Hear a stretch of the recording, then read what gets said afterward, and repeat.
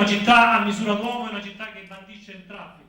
Domani pomeriggio alle 18 torna a riunirsi nell'aula Sollano il nuovo Consiglio Comunale di Agrigento dopo il battesimo dello scorso giovedì. All'ordine del giorno vi è l'elezione dei presidenti delle commissioni consiliari. Sono 6 più una speciale, quella elettorale. Tutto dovrebbe filare per il verso giusto, anche se nella precedente prima seduta non sono mancate le polemiche per l'elezione del presidente e del vicepresidente del Consiglio Comunale. Popolo della Libertà e Cantiere Popolare hanno accusato il sindaco Marco Zambuto di aver stretto un patto politico di potere con l'MPA, Grande Sud e Future Libertà per la spartizione delle poltrone. Virtualmente il primo cittadino è passato dall'avere la minoranza in consiglio alla maggioranza dei consiglieri eletti, 21 contro 9. Zambuto dunque non dovrebbe avere problemi nell'amministrare il comune di Agrigento per i prossimi 5 anni, ma il PDL farà una opposizione agguerrita. Il PDL, di cui io mi onoro di essere il capogruppo da qualche giorno, lavorerà nell'interesse di questa città, sarà dedicato alla città. Staremo molto attenti alle proposte dell'amministrazione, controlleremo, ma nello stesso tempo proporremo le nostre idee. Per quanto riguarda l'elezione del nuovo Presidente del Consiglio Comunale, ci sarebbe un inciucio tra Zambuto e l'MPA secondo lei?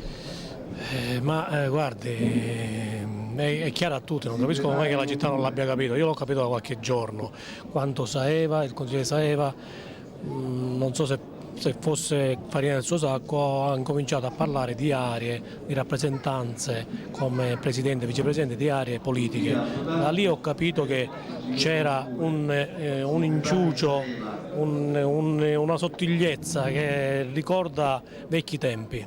La caratteristica principale del nuovo Consiglio Comunale di Agrigento è la massiccia presenza di giovani tra gli scranni di Sala Sollano, molti dei quali alla prima esperienza politica. Marco Vullo, neoconsigliere comunale del Partito Democratico, come intendi esercitare il tuo ruolo di consigliere comunale? Intanto Marco Vullo, come tanti giovani presenti all'interno del Consiglio Comunale, di certo ha la voglia, lo spirito forte, concreto di dare un contributo a questa città che ha bisogno di idee nuove, questa città che ha bisogno di forze nuove, questa città che ha bisogno di cambiare. E per cambiare occorrono i fatti. Noi in questa aula come consigliere dobbiamo iniziare a fare i fatti, perché la città ha bisogno di risposte e queste risposte credo che con l'impegno, con la serietà, con la costanza possano arrivare. Speriamo con la nostra freschezza di dare un grosso contributo a questo Consiglio, come già ha anticipato il nostro capogruppo, il Consiglio. Noi cercheremo di dare una mano al sindaco quando le cose saranno per il bene della città, cercando di dare anche dei contrasti costruttivi, delle critiche costruttive qualora ci fossero delle cose che possono non essere molto convincenti.